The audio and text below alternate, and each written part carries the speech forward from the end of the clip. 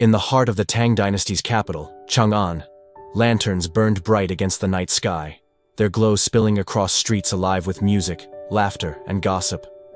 Among the noble households, whispers traveled faster than the wind, and the name of one woman carried with it only scorn: Lian, the courtesan. She was renowned for her beauty, her voice as soft as the pipa she often played, her presence capable of silencing even the rowdiest banquet. Yet, in the eyes of the aristocracy, her grace was wasted, tainted by her birth and the life she had been forced into. Unworthy, they said, shaking their heads as they sipped their wine. She is but a painted flower, destined to fade. Lian endured their sneers with quiet dignity.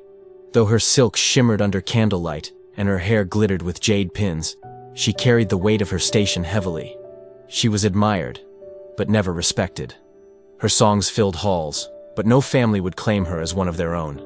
And yet, beneath the veil of shame others draped upon her, there was a spirit that refused to bow. Lian often wandered the temple gardens at dawn, whispering prayers not for wealth or favor, but for freedom. In her heart, she longed for a life beyond gilded cages and mocking glances, a life where her worth would be seen for what it truly was. Fate, however, was already weaving her path into something greater. For among the nobles who mocked her, one pair of eyes watched differently. A prince of the Tang dynasty, cloaked in crimson robes, saw not a courtesan, but a woman whose strength and grace outshone the hollow pride of the court. And though the kingdom called her unworthy, destiny was preparing to raise her higher than any of them could imagine. The banquet hall glittered with extravagance. Golden lanterns swung from carved beams, spilling warm light over jade tables laden with roasted duck, honeyed fruits, and goblets of rice wine. Ministers and nobles filled the air with laughter, their voices sharp with arrogance, each eager to display wealth and influence. At the center of the hall, musicians played, and dancers twirled in robes of silk, their sleeves like wings. Then came Lian. Draped in soft rose-colored silk embroidered with cranes, her presence quieted even the loudest boasts.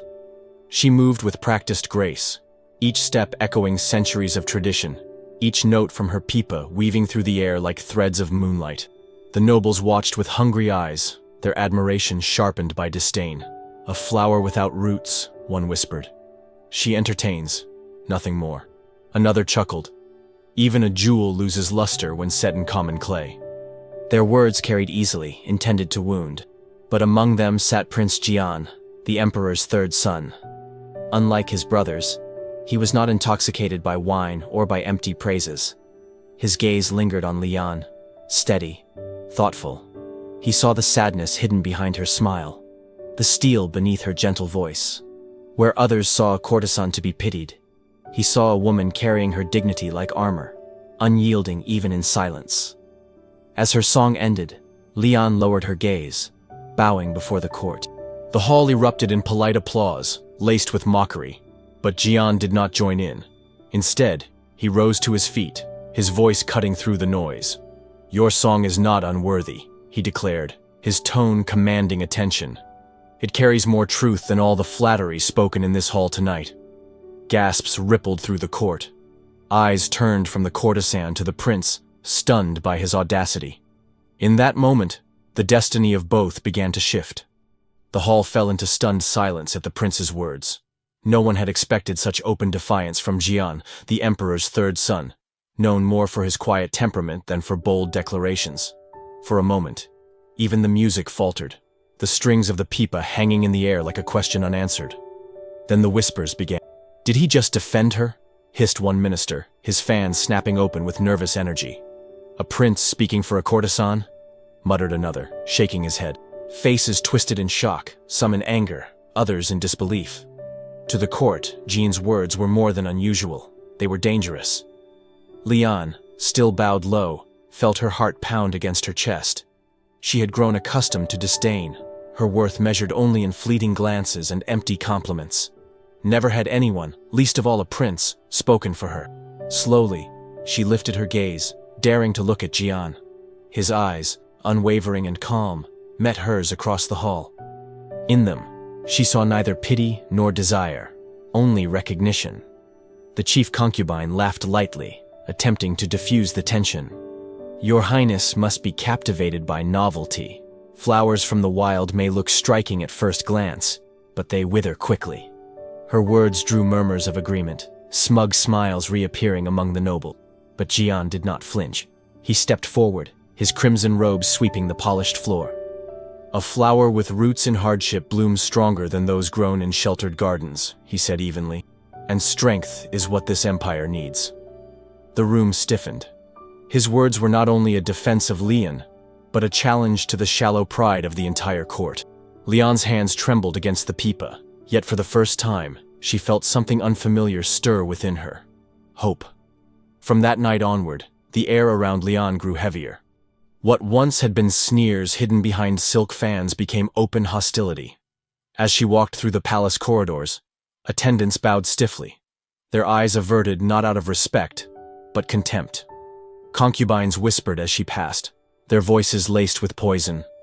A courtesan daring to catch a prince's gaze? It is an insult to the empire. At banquets, her presence was tolerated only because Jian himself demanded it. Yet even there, the sting of ridicule clung to her. One minister's wife muttered loudly enough for all to hear, "Silk cannot disguise the roots of a weed." The words burned, but Lian held her chin high, her silence her only shield. She had endured insults all her life, yet now each one carried a sharper edge, for they were aimed not only at her but at the prince who had spoken for her. Prince Jian, however, seemed unmoved by the hostility.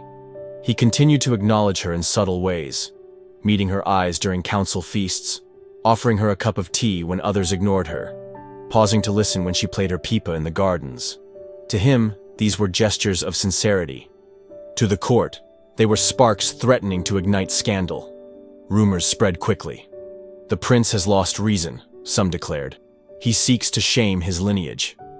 Others whispered darker fears, that Lian bewitched him, that she wielded charms unfit for an imperial bride. One evening, as lanterns flickered low in her chamber, a servant delivered a scrap of silk folded tightly. On it, written in hurried ink, were words that chilled her blood. "Stay in your place, or be erased from it forever."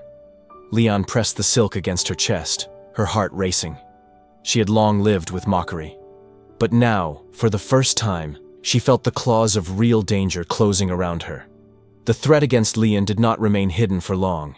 Jian, ever observant, noticed the tension in her gaze, the way her hands trembled slightly when she played her pipa at the next gathering. Though she masked it with practiced composure, he read the truth in her silence. That evening, after the feast, he confronted her gently in the lantern-lit corridor. "Someone has frightened you," he said, his voice low but firm. Lian lowered her eyes, hesitant, but finally showed him the folded scrap of silk. His jaw tightened as he read the warning. Without a word, he crushed the fabric in his fist, his expression darkening with a fire rarely seen in him. The next day, the Imperial Council convened. Ministers bowed before the emperor, but Jian's presence drew wary glances. He stepped forward, the crimson of his robes blazing under the morning light. "A kingdom cannot stand," he declared, "if fear is sown within its own walls. When words of malice threaten the innocent, they do not wound one life alone. They wound the honor of the empire itself." The chamber stilled. No one dared speak, though Jian's meaning was clear. His defense of Lian was no longer whispered. It was thundered in the heart of the court. A senior minister finally spoke, his tone laced with disdain. "Your Highness speaks passionately, yet passion is not law. To elevate one unworthy is to tarnish the throne." Jian's gaze sharpened. "Worth is not given by birth, but proven in spirit. If you cannot see that, then it is not the throne that is tarnished, but the eyes that judge it." Gasps rippled through the hall. Never had a prince spoken so boldly against his elders. Lian, standing in the shadows beyond the chamber, felt her heart surge with fear, and something deeper, the first glimmer of faith that destiny was shifting in her favor. That evening, after his bold words in the council chamber, Jian sought out Lian. The palace was quiet, the corridors bathed in the soft glow of lanterns swaying in the spring breeze. He found her in the eastern garden, seated beside a pond where koi glided beneath lotus leaves, her pipa resting silently across her lap. She rose quickly when he approached, bowing deeply. "Your Highness should not trouble himself with me. I bring you only whispers and scorn." Jian stopped her with a gentle gesture. Lian, do you think I spoke today merely to silence old men? His voice was steady, but his eyes carried a weight that pierced through her composure. I spoke because what they call unworthy, I see as strength. I will not allow fear to steal your dignity. Her breath caught, her gaze falling to the rippling water. No prince had ever spoken to her so plainly. In her world, kindness from nobles was a mask for amusement, never sincerity. Yet in Jian's tone, she heard no pretense, only truth. You risk much, she whispered. Your family, your future. Why for me? For a moment, the prince said nothing. Then he stepped closer, the lantern light catching the gold threads of his robe. Because in a court full of masks, you are the only one who has not hidden herself. You carry your scars openly, and that makes you stronger than those who mock you. And, because I do not see you as the court names you, I see you as the woman fate has placed before me. Lian's heart raced. She had been called many things. Beautiful, clever, unworthy. But never had anyone spoken to her as though she were destiny itself. Beneath the lantern light, something fragile and dangerous began to bloom. Trust. The palace did not forgive defiance easily. Jian's defense of Lian, whispered first in gardens and then thundered in council, became fuel for darker schemes. Ministers who had long envied his influence now found common ground in their disdain. Concubines, fearful of losing favor, sharpened their tongues into daggers. Rumors began to multiply like wildfire. Some whispered that Lian bewitched the prince with forbidden charms, her beauty, a weapon crafted to unravel the empire. Others claimed she sought to poison the royal line, planting seeds of disgrace in the blood of Tang. Each lie spread quickly, twisting truth into venom. Lian felt the hostility like a constant shadow. Servants delayed her meals, her gowns were accidentally spoiled with ink, and her steps through the courtyards were met with narrowed eyes. In the women's quarters, one high-ranking consort sneered openly, hissing, "A bird from the gutter cannot sit on a phoenix's perch." Yet what unsettled the court most was not Lian's silence under their cruelty, but Jian's growing devotion. He began to walk beside her openly in the gardens, to sit near her at feasts, and once, when her pipa string snapped mid-performance, he stepped forward himself to restring it with patient hands. Gasps had filled the hall that night, for never had a Tang Prince lowered himself so before a courtesan. The emperor, old and weary, watched quietly from his throne. His silence was a mystery. Did he disapprove, or was he waiting to see where Jian's defiance would lead? None could guess, and the uncertainty festered into fear. In the shadows of silk screens and candlelit chambers, plots thickened. For some, Jian's affection for Lian was not a scandal to be mocked. It was a threat to be eliminated. The first attempt came quietly, woven into the rituals of palace life. One evening, Lian was summoned to a banquet in honor of visiting generals. The hall glittered with music and chatter, jade cups clinking beneath the glow of hanging lanterns. Though she sat at the edge of the feast, away from the nobility, her presence was impossible to ignore. Servants glided among the tables, pouring wine with practiced grace. When a cup was placed before her, Lian bowed her head politely before lifting it. But just as the rim brushed her lips, Jian's voice cut across the hall. "Stop!" Every head turned. The prince's gaze was fixed on the cup in her hand. He rose, striding across the polished floor. Taking the vessel from her, he lifted it to his nose, his expression darkening. With deliberate calm, he tipped the wine onto the ground. The liquid splashed, staining the marble floor, and the faintest bitter scent rose in the air. A hush fell. Everyone knew what it meant. Poison. Jian's voice thundered in the silence. "Is this the honor of our court? To strike at a woman with shadows instead of swords?" His eyes swept over the assembly, sharp as blades. The generals shifted uncomfortably, ministers paled. None dared claim responsibility, but the guilt lay heavy in the hall. He turned to Lian, his tone softening. "No harm will touch you while I yet breathe." Her heart trembled, not from fear but from the enormity of his vow. For the first time, she realized that Jian was not merely protecting her out of defiance against the court. He was binding his destiny to hers. That night, as the banquet dissolved into uneasy murmurs, enemies retreated deeper into shadow.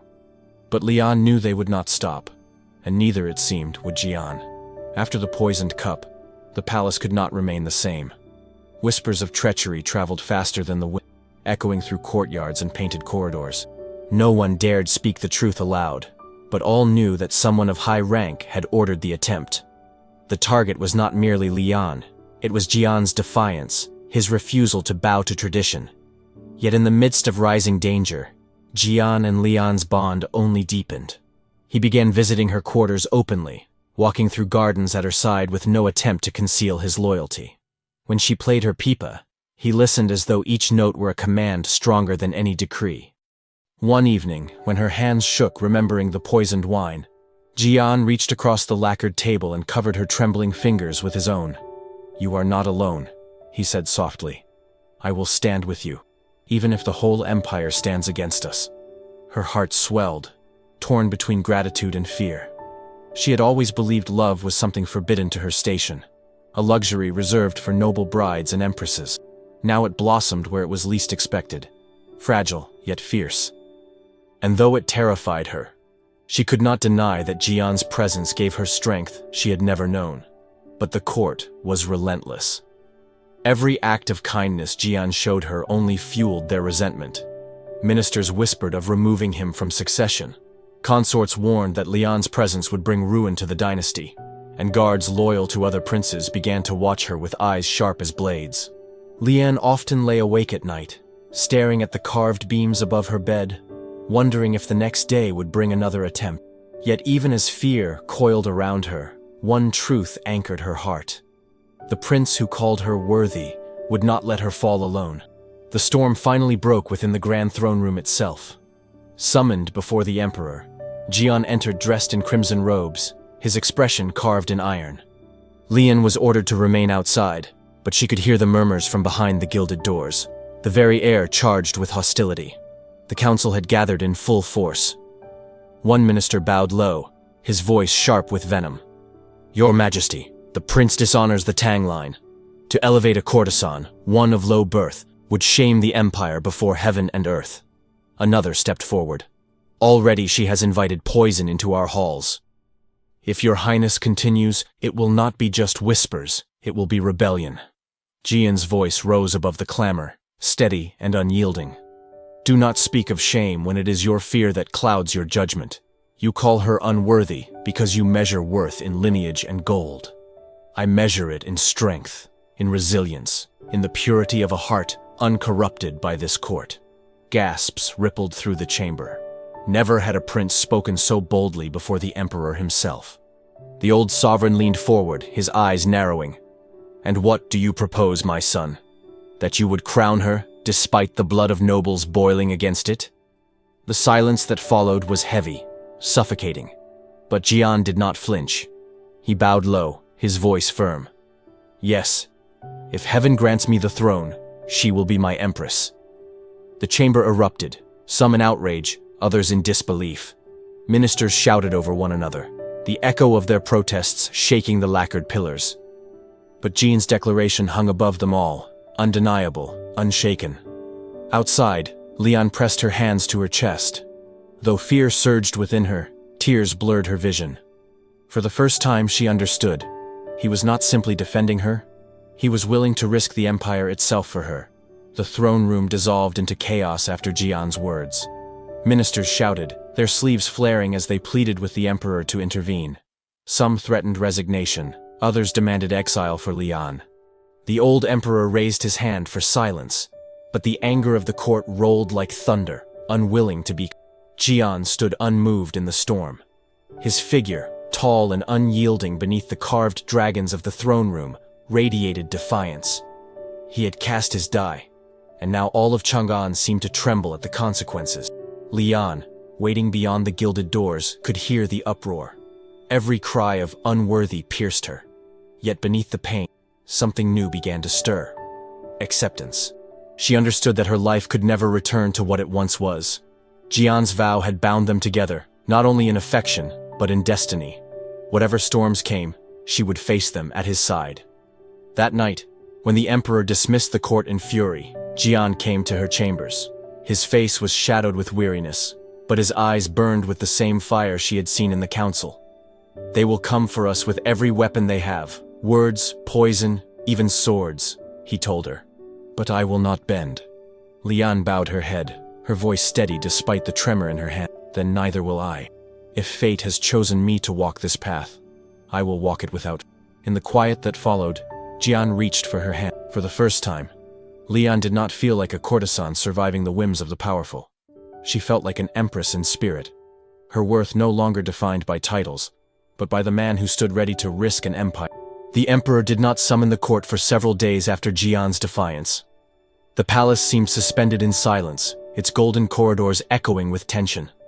Ministers schemed in whispered circles, concubines spread rumors like wildfire, and even the servants walked with hushed steps.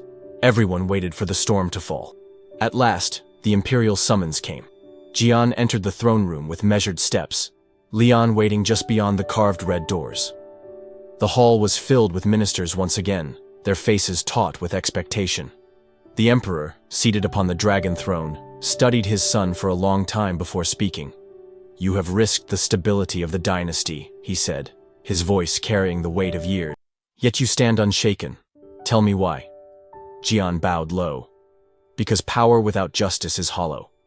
And if the throne cannot honor the worthy, then it dishonors itself. Lian has faced scorn with dignity, cruelty with grace. What noble here has shown such strength?" Murmurs rippled, some outraged, others uneasy. The emperor's gaze shifted toward the doors. With a gesture, he ordered Lian to be brought inside. She entered with quiet steps, her rose-colored silk trailing behind her, her eyes calm though her heart thundered. The emperor studied her, his face unreadable. Minutes stretched like hours before at last he exhaled. "The court calls you unworthy," he said. "But I see no weakness. I see resilience." His voice hardened. "If heaven wills it, the empire must too. From this day forward, you will no longer be called courtesan." A stunned silence fell. Then, with finality, he declared, "You will be empress." Gasps filled the chamber. Lian lowered to her knees, tears brimming, not from shame, but from triumph. Beside her, Jian lifted her hand and held it high, his vow fulfilled. The woman once scorned as unworthy had risen beyond them all.